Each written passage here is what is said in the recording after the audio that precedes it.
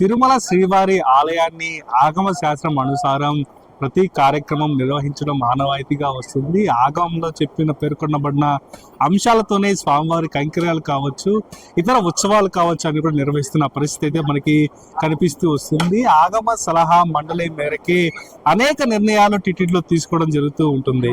ఇంకా మొత్తం మీద శ్రీవారి ఆలయానికి సంబంధించి ఏ కార్యక్రమైనా సరే ఆగమ శాస్త్రం అనుగుణంగానే నిర్వహించడం ఆనవాయితీగా వస్తున్న పరిస్థితి అయితే మనకి ప్రస్తుతం కనిపిస్తూ వస్తుంది. ఈ నేపథ్యంలోనే అనేక నిర్ణయాలు సైతం స్వామివారి ఆలయంలో చిన్న ఇటుక రాయి తీయాలన్నా కూడా ఆగమ శాస్త్రం ఖచ్చితంగా అనుమతి ఉండాల్సిందే. ఆగమ శాస్త్రం అనుగుణంగానే ఏ పనైనా చేయాల్సిన పరిస్థితి అయితే స్వామివారి ఆలయం నెలకొన్న పరిస్థితి ఉంటుంది. అయితే మొత్తం మీద తిరుమలలో అనేక రోజులుగా కొన్ని వివాదం అయితే చెలరేగుతూ వస్తుంది. ఈ వివాదం ఏదో కాదు, నో ఫ్లయింగ్ జోన్. స్వామివారి ఆలయం పైన అలాగే ఈ శేషాద్రి నిలయాన్ని పూర్తిగా నో ఫ్లయింగ్ జోన్ గా ప్రకటించాలని అనేక మార్లు టిటిడి విన్నతిలో కేంద్రానికి పంపించడం జరిగింది. పూర్తి స్థాయిలో కూడా దీనిపైన ఒక విచారణ చేపట్టి దీనికి నో ఫ్లయింగ్ జోన్ అనే ఒక ప్రకటన ఇవ్వాలని కూడా టిటిడి అనేక మార్లు కోరుతున్న పరిస్థితి అయితే కనిపిస్తూ వస్తుంది. ముఖ్యంగా మనకి స్వామివారి నెలకొన్న ఈ క్రీడాచలము ఖచ్చితంగా మనకి ఇదే ఇలవైకుంఠం అని కూడా ఆగమ శాస్త్రం చెప్తుంది. ఇలాంటి పవిత్ర పుణ్యక్షేత్రమైన తిరుమల పైన విమానాలు వెళ్ళడం నిజంగా అపచారం అనే చెప్పుకోవాలి. ఈ అపచారాన్ని గుర్తించి కేంద్ర విమానయాన శాఖ దీన్ని నో ఫ్లయింగ్ జోన్ గా ప్రకటించాలని కూడా అనేక మార్లు టిటిడి పౌర విమానయాన శాఖకు గతంలోనే వినతులు పంపిన పరిస్థితి కనిపిస్తూ వస్తుంది. అడపాదడపా తిరుమల పైన ఏవైతే స్పెషల్ ఫ్లైట్లు కావచ్చు, ఏదైనా హెలికాప్టర్స్ కావచ్చు తిరుగుతూ ఉంటాయి.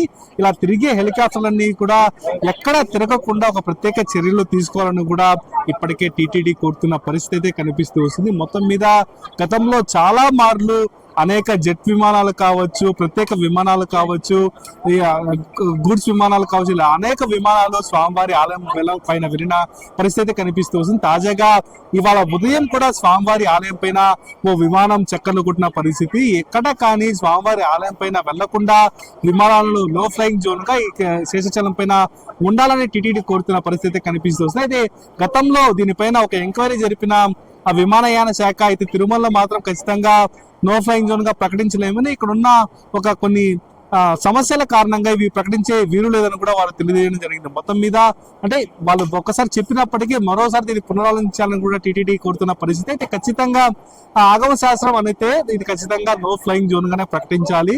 ఆగమ పండితులు కూడా అనేక మార్లు దీనిపైన విన్నతులు ఇవ్వడం జరిగింది. స్వామివారు స్వయం వ్యక్తమై వెలిసిన క్షేత్రం ఈ దివ్య క్షేత్రం కావడం, స్వామివారి పైన వెళితే ఏదైనా విమానాలు కానీ వాయు మార్గాల్లో వెళితే ఖచ్చితంగా అది అపచారం కిందనే మనం పరిలోకి తీసుకోవాలి. కాబట్టి ఇలాంటి అపచారాలు జరగకుండా ప్రత్యేక చర్యలు తీసుకోవాలంటూ కూడా టిటిడి ఆగమ అర్చకులు నివేదికలు అయితే టిటిడి సమర్పించారు. ఈ నివేదికను కూడా కేంద్ర పౌర విమానయాన శాఖకు గతంలో వీళ్ళు వినతులు ఇవ్వడం జరిగింది. అప్పుడు ఉన్న పౌర విమానయాన శాఖ మంత్రి పూర్తి స్థాయిలో దీనిపైన ఒక విచారణ జరిపారు. అప్పుడు అశోక్ గజపతిరాజు ఉన్న సమయంలో దీనిపైన పూర్తి స్థాయిలో కూడా విచారణ జరిపిన పరిస్థితి అయితే కనిపిస్తూ వస్తుంది. అదే సమయంలోనే తిరుమలను ఎక్కడ కానీ నో ఫ్లయింగ్ జోన్ గా ప్రకటించలేమని, ఇక్కడ ఉన్న పరిస్థితులు అలా ఉన్నాయని, ఖచ్చితంగా తిరుమలను అయితే నో ఫ్లయింగ్ జోన్ ప్రకటించలేమన్న ఒక వాదన అయితే అప్పుడు ఆయన వినిపించడం జరిగింది. అయితే మొత్తం మీద ఈ సమస్య ఇప్పట్లో